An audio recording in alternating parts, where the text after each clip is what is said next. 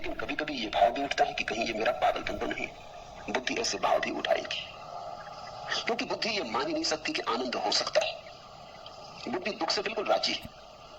बुद्धि ने दुख को पूरी तरह स्वीकार किया है, क्योंकि बुद्धि दुख की जन्मदात्री, अपनी ही संतान को कौन स्वीकार नहीं करेगा।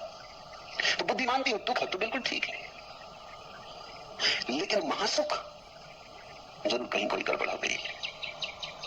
ऐसा कहीं होता है, कोई कल्पना हो गई, कोई सपना देखा, किसी देवा स्वप्न में खो गए, किसी सम्मोहन में उतर गए, जरूर कहीं कुछ पागलपन हो गया।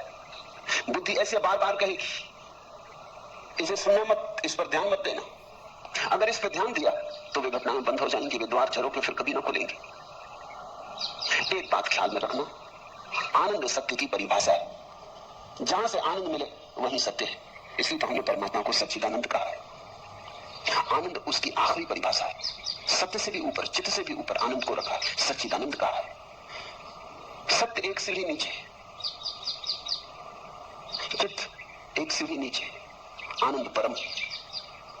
जहां से आनंद बहे, जहां से आनंद मिले, फिर तुम चिंता मत करना, सत्य के करीब हो।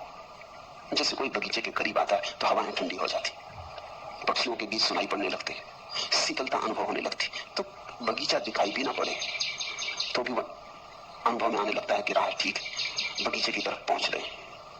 ऐसे ही जैसे ही तुम सत्य की तरफ पहुंचने लगते हो, आनंद झरता है, शीतल होने लगता है।